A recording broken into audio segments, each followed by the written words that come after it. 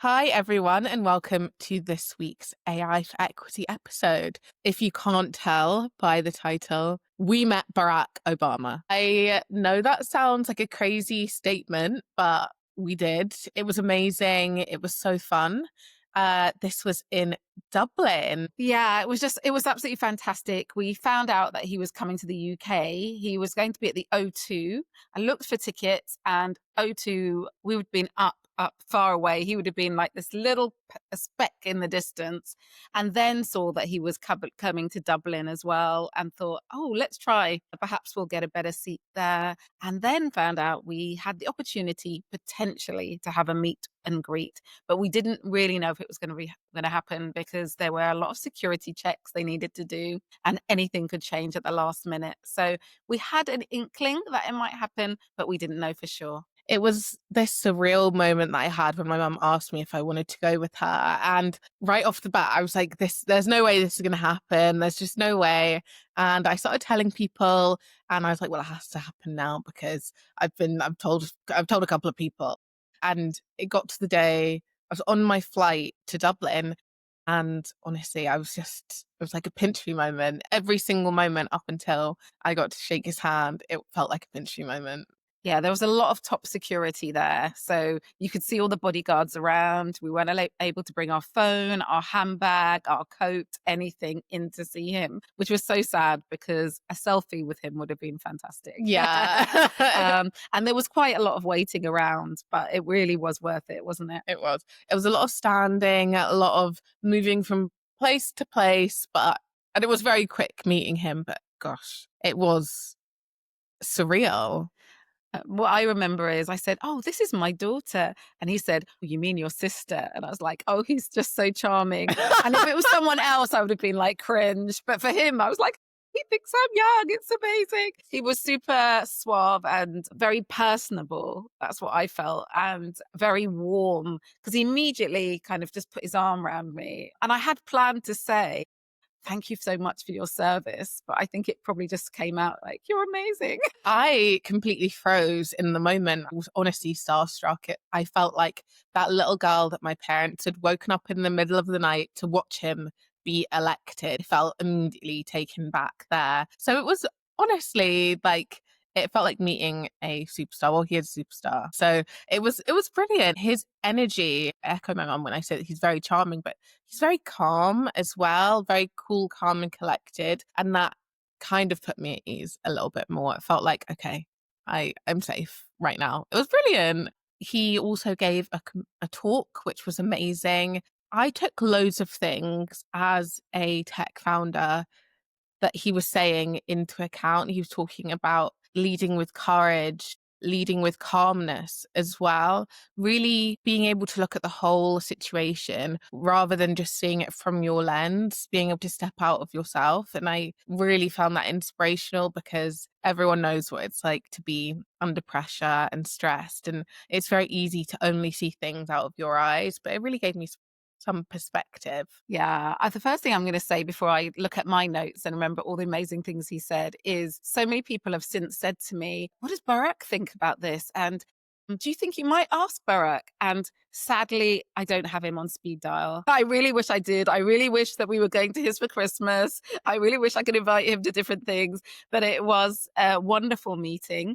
And I think he'll remember us because I think we're memorable. But sadly, we're not like that just yet. But there might be other opportunities. Not yet. Not Not yet. yet. It's always a yet. It's always a yet. So for me, there are a few things that he said. One of them is technology should enhance human connection. And that's absolutely stayed with me. And I think it's a theme of our podcast, which is not tech for the sake of it, not AI for the sake of it, but actually how can we use technology to augment and make the human experience better? And so that tech for the sake of it, I don't think is a good thing. And he reinforced that really. We need to prioritize human values over over just wanting money for the sake of it or doing things faster, quicker, being more productive. What is the human aspect of that? If AI can give us a better standard of living, if it can mean that we spend more time with the people we care about, if it means that people are in pain less and poor less, then that's fantastic. That would enhance the human values. So I think being really careful how we use AI, and the difference we make with it is very important. And he reinforced that. Do you want to say anything else about what you took before I go on I to another will. thing? I found him discussing all of the wars and all of the troubles that we're having globally really interesting, because where other political leaders have shied away from head on confronting the multiple atrocities we're seeing in all of the continents across the world, he really addressed them head on, which is something that he did during his term and during I found it really inspirational, and I did find myself wishing that he was our prime minister quite a few times. Yeah. But I found it refreshing. I also found it really enjoyable to hear him speak so fondly of his family as well. I just found it really nice to be with a political leader who didn't feel miles away from the average person, although obviously he is. But it was nice to hear that he had actual personable views. Yeah, I think that's a really good point. He wasn't shying away from the difficult topics. He was also very reflective, I felt. And I guess after you've had such a high profile role, you think back on it. And he wasn't, we have a lot of people at the moment who act like they can never make a foot wrong or make a step wrong, and they don't seem to be willing to question himself.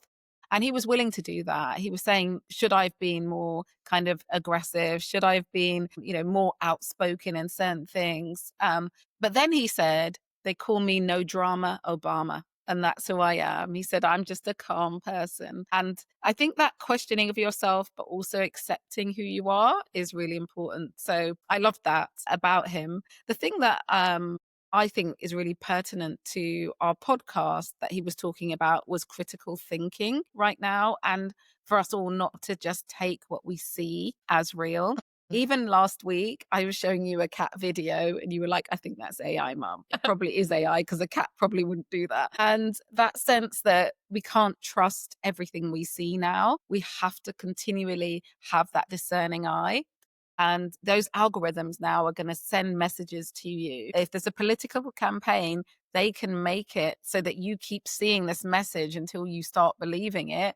Even if you're the most amazing person who swings to one side, you keep seeing it enough times, you start swinging to another. So I think, that sense of actually don't trust everything you see, be smart to the algorithm, talk to people in person and have different kinds of conversations, talk to people who disagree with you and hear their perspective and understand where they are coming from. There was this sense of we need to be critical and we can't trust what we see. We need outside views and we need to continue to do that, or else we're going to be very polarized. And we're seeing that in the world anyway, some very polarized views, aren't we? You're right, I'm wrong, whatever it is. Whereas there's probably a bit of right and wrong in all of us, and just that sense of how we can do a bit more of that. So, yeah, I felt that sense of how can we be critical? How can we develop those skills? How can we be smart in an increasingly complicated technology driven world where we won't be able to. So we won't be able to immediately decipher. And I think we're going to sort of tap into some other senses that we have. I'm just going to tell you a quick story. At the weekend, someone was talking to me about being a vegetarian. And I was saying, I always cook the turkey at Christmas. And they were like, but you can't taste it. And I said, I think I use some different senses when I cook meat. I can't taste it, but I think I can smell it in a different way. Or it's just something that's different about what a good meal smells like. And I think that as human beings, we're going to have to tap into something else. If we can't trust what we see and what we hear, what sense are we going to tap into? Is it a gut instinct? Is it like a sense of what it means to be human? I don't know. Probably going a bit deep. Sorry. I'm opposing a bit of a different view here. Okay. I actually agree about critical thinking, that we need to have discernment. But I think that this just means that we need to do more research into things instead of just looking with our eyes. I understand what my mum is saying about, we have to tap into different senses, but not everyone has access to those senses as well. I don't think everyone can listen to their gut instinct in the same way that other people can. And I think that just means you have to do more research. And I think you also have to be mindful about the platforms that you go on as well. Where do you get your information from? Are you just getting it from one source? Or are you getting it from three? Or are you getting it from five? Having that broader span and that broader bandwidth, wingspan is what I'm not bandwidth, maybe Oh, it's, bandwidth it's as well. both. Yeah. Yeah, of where you collect your information from. And, maybe your gut isn't telling you, wait, this is wrong, but your eyes maybe will. Maybe. I wonder. I think that if someone takes a sense away from you, you fine tune other senses. Mm, So even if you haven't got a great gut instinct now, maybe you'll develop it. But I absolutely agree. Researching is important. It's just we are quite time poor in the society, aren't we? mm. So, well, are Are we? we time poor, or are people just not using their time well? Yeah, I was going to say maybe we're a bit Yeah. lazy as well. I think that with the rise of I do think that people are very used to having things quickly, and the notifications are always popping up. So it feels like you're always looking at things, and we're moving so quickly. But if on your commute, instead of scrolling on TikTok for 5 minutes or scrolling on Instagram for 5 minutes, you fact checked something that you saw that you believed, we might see things a little bit differently. I think it's the way priorities are driven. It's like 5 minutes of doom scrolling or 5 minutes of education, Yeah, potentially, you potentially. I know? don't know. And you have to know where to look to find the facts because you might go to another poor source, mightn't you? Yeah, you might go to another poor source, but the resources are there. Yeah. I do think as well, what we believe is a poor source might be someone's rich source. Like, Mhm, mhm. I think it's just about getting it from all different perspectives. I don't know. I wonder if we should have an episode where we recommend some sources Yeah, I think that would or actually be or quite add good. some resources. Drop a comment if you would like us to do that. Yeah, because maybe that's something it's easy Yeah, to say you should do, but it's much better if you say this is where might be helpful it for you. is. I was having a conversation with someone and they were telling me they were getting their news from a website, and I said that website has actually been debunked for faking facts.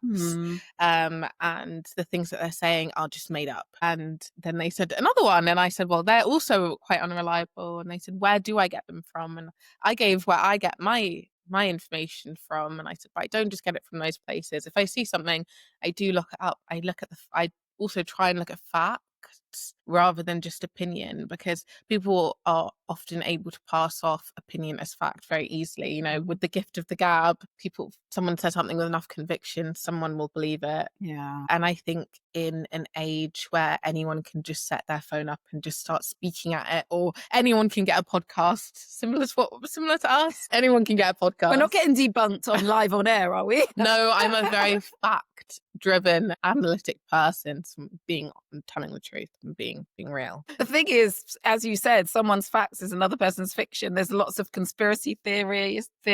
Well, they said it's facts, but it's not. So, I mean, it's all interesting, and we take our own truth, and also we go towards truth that aligns with, that makes sense to us. It's like, oh, I want to believe that. I'll find some evidence for that because we're all Exactly. biased, aren't we? Yeah, no, that's true. And in a world where we're fear mongered into quite radical belief sometimes, I think that discernment is something that we all need to develop. Yeah. I Mm. recently had to delete some forms of social media because it was a lot. It was too much. It was putting real fear in me. And I think that if it took me like a month to do it, to get to that point where I was like, okay, I really need to delete this. I think if more people just deleted something when they saw it and it scared them, maybe we would be a happier place. Maybe we'd be in a happier country. Yeah. I I mean, do think that the news is quite scary at the moment, but I also do think that the more if you see something once, it's going to come up tenfold. yeah. And I think it also depends on who you are, what you're looking at.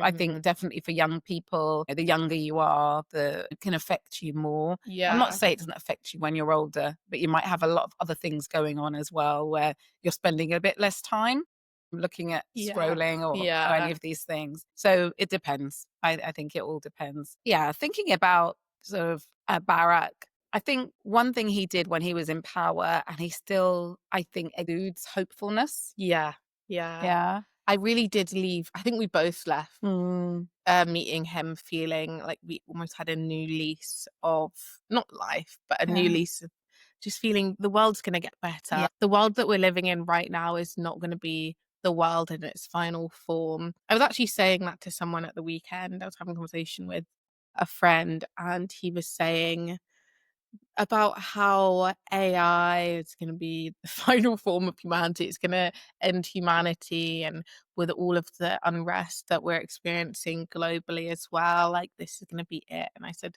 well, if everyone felt like that, it would be wraps for us. The world has been in some bad places before, and I'm sure it'll be in bad places again. But this is not the be all and end all. This is not the end. Wherever hope lives, so do people. I like that. I like that as a comment. Yeah, I mean, I truly don't know where the world is going. I have no idea. Yeah. But what I do know is that, like, anything we have, any tool we have, which is AI, is just a tool.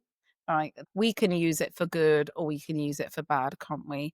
If someone has a knife, you can use it to cut beautiful vegetables and make a delicious meal, Mhm. or you could use it as a weapon. And I think the choice is ours. That's how I feel. I agree. We have choices as humanity.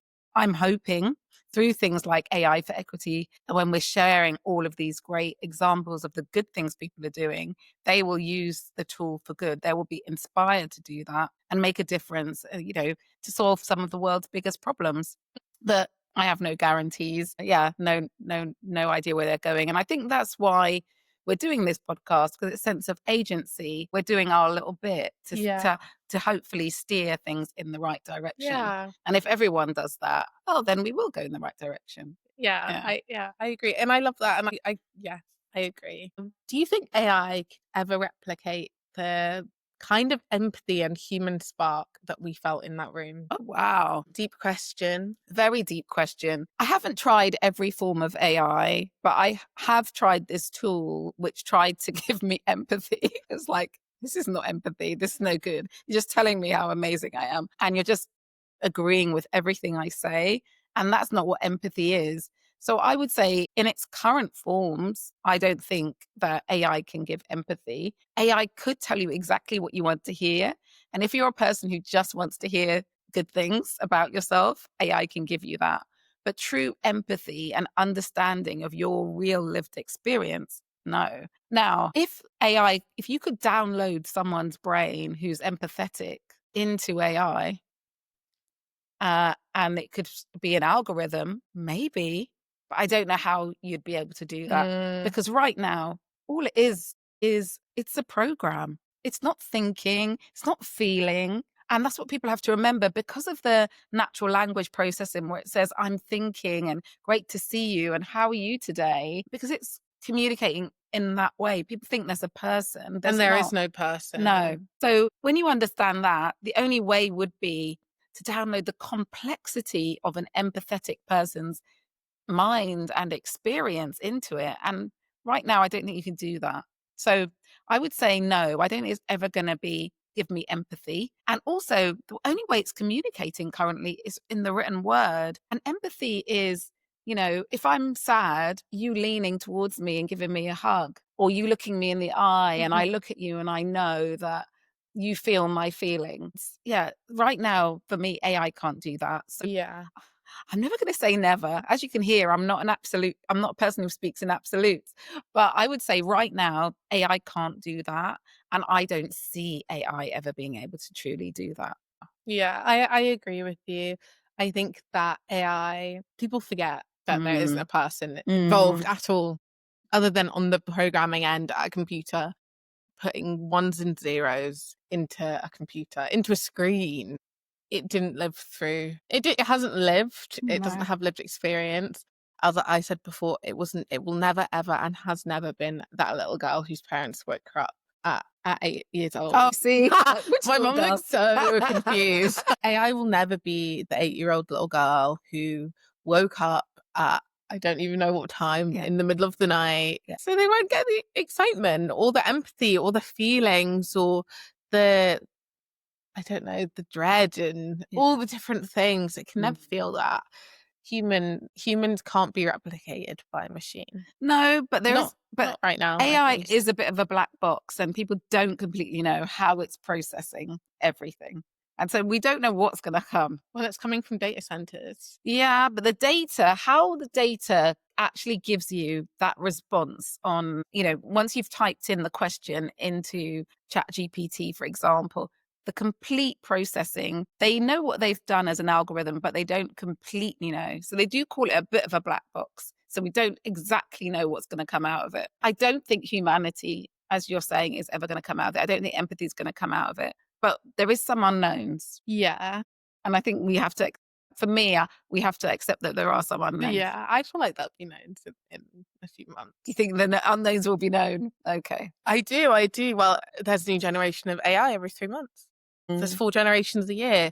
I feel like how fast it moves, the queries that we're putting out into the world are going to be sorted Maybe soon enough, I think. By the way, because like 2 years ago, people were talking about bias in OpenAI, and obviously we know there is still bias, but they're talking about huge amounts of bias, and within 6 months it was kind of solved. It's not solved. It's not solved, but it's very different to how it was. It's not solved. It's not, it can okay, be. not Because the data you put in. It is the data you put in, but it's being trained on so many new models, being trained on so much that's new now. I don't know. I think it's good that we don't agree on everything. I think so too. Yeah, we don't have to agree on everything. That the AI landscape is changing so much. The tech landscape changing so much. It's constantly being updated. That in 6 months' time, it's going to look very different to where we are now, and I'm very excited for that. Yeah, but also the way you're saying, if we're at 4 generations a year, it's going to be an old age pensioner by next year.